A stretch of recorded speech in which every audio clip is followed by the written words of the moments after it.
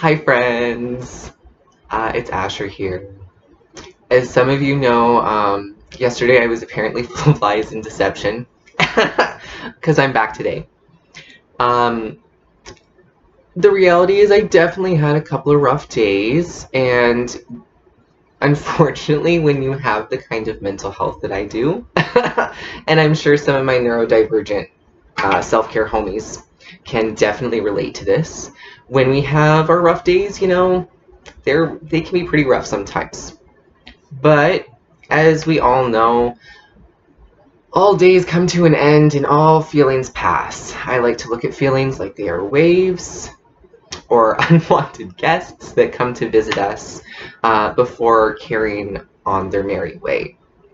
And I think part of the reason that I got caught up in, a little mini cycle of sadness was because of, some unrealistic expectations, especially around shoulds, which is today's card of the day, angry shoulds in particular. So whether these shoulds are angry or disappointed, whatever emotion is attached to them. And I would just like to point out that in my experience, both personally and professionally, anger is, I wouldn't say a false feeling, but it's a cover-up. There's always something underneath the anger. Anger is an emotion that a lot of us are more comfortable expressing than hurt and sadness, because anger feels a little bit less vulnerable. It's a little bit less scary in that respect. The issue with shoulds is that they wind up sort of creating and facilitating an environment of, sometimes unrealistic expectations or unspoken expectations. They are often kind of wishes or desires as opposed to facts. This person should be doing this or should be doing that. This driver should be going faster. This person should be communicating in this way and not that way. And really, by getting caught in the cycle of the shoulds, we wind up almost becoming accusatory and, reactive, which is not really a space that we want to be in. The only expectations that we realistically, in a healthy boundary respecting manner, want to portray are the ones that are communicated clearly, that are agreed upon.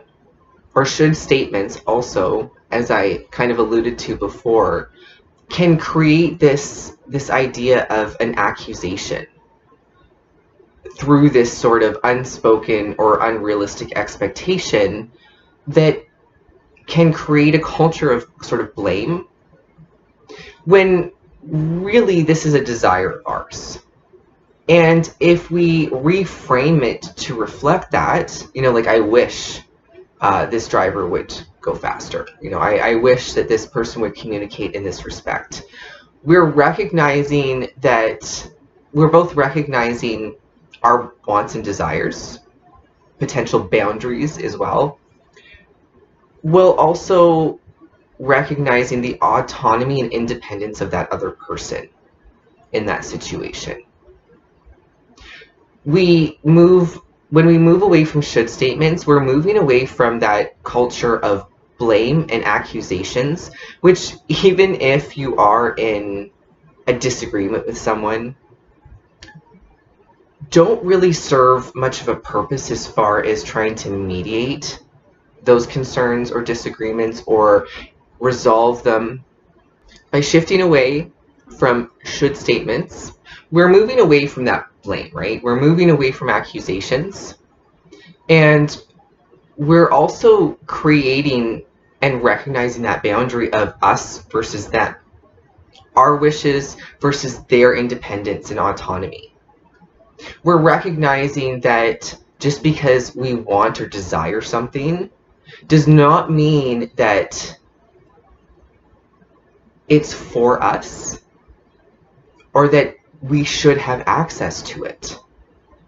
We can simultaneously recognize our frustrations, our wants, our desires, our needs, without necessarily making it an accusation or someone else's fault.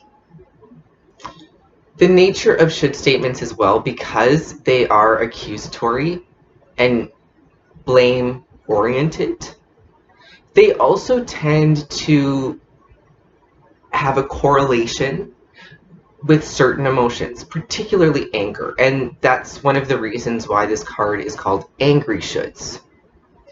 Because often, when we state our desires or wants with should statements, therefore creating that expectation of, because I want this, you should be doing it, we're also facilitating our own anger in that process, because we're placing that expectation on someone without them necessarily consenting to that expectation at all, or even knowing that it is a desire or expectation of ours. So we're actually very much benefiting ourselves, both through recognizing our boundaries and others, and in helping to mediate our own emotional responses by moving away from these should statements. So today, although it is not the morning, I do challenge and empower all of you to kind of just notice and evaluate as you move throughout your day. If you are experiencing any of those frustrations or desires or wants associated with should statements, to really kind of reevaluate how you're phrasing these things. To just really try to replace should with I wish. And to really notice if there are any differences in how you feel about yourself, the situation, or the other person, if there is another person involved, when you do make that shift. All right, until next time, folks, which will hopefully be tomorrow. Thanks for joining me, and ciao for now.